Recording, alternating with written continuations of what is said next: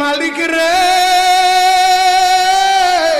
আমি বড় পাপী, আমি বড় গুনাহগার।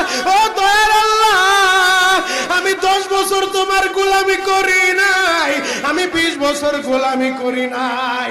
আল্লাহ আজকে মনিরুল ইসলাম শরীয়তপুরী আমার ভাই শোনা গেছে তোমারে বন্ধু বানাইলে ওই জান্নাত পাওয়া যাবে। মালিক রে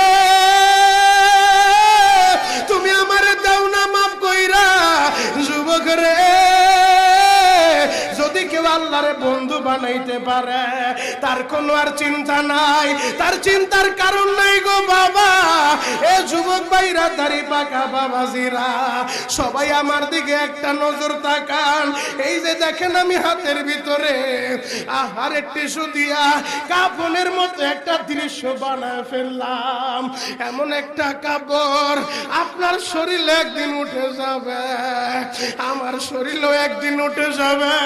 ও চেয়ারম্যান ভাইরা, ও মেম্বার ভাইরা, ও নেতা ভাইরা, ও আলেম ভাইরা, এখন কাঁদতে বলছি শুধু কাঁদবা। জীবনে কত জায়গায় আমরা গোসল করলাম। আহারে কক্সবাজার ঘুরতে যাইয়া সমুদ্রের ভিতরে গোসল করলা, কুয়াকাটায় ঘুরতে যাইয়া সমুদ্রে গোসল করলা। এই যে মাদ্রাসার পুকুরটা ভরাট করছে মসজিদের জন্য, বিশাল বড় ময়দান এখন হয়ে গেছে। এই পুকুরের ভিতরে কত মানুষ গোসল করছে, আবার পিছনে একটা বিরাট পুকুর হয়ে গেছে, ওই পুকুরে কত মানুষ গোসল করবে। ও সোনামুখীর বাবা গো, তোমার বাড়িতে নিজের টিউবওয়েলে কতদিন তুমি গোসল করছো? তোমার বাড়িতে দামি একটা গোসলখানা বানাইছো, বিদেশি ঝর্ণা লাগাইছো, ওই ঝর্ণার পানি দিয়ে তুমি আর আমি গোসল করি। এমন একটা দিন তোমারও আসবে, এমন একটা দিন আমারও আসবে। আহার ওই ঝর্ণার পানির গোসল আমার হবে না, পুকুরের পানির গোসল হবে না, আমার আপনার একটা গোসল দিবে। কেমন গোসল দিবে জানেননি?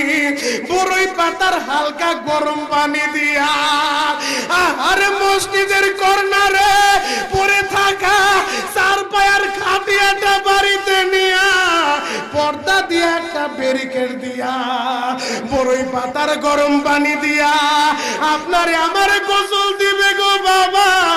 ওই গোসলটা যেদিন দেওয়া হবে আহারে এরপরে আর দামি কাপড় পরতে দিবে না।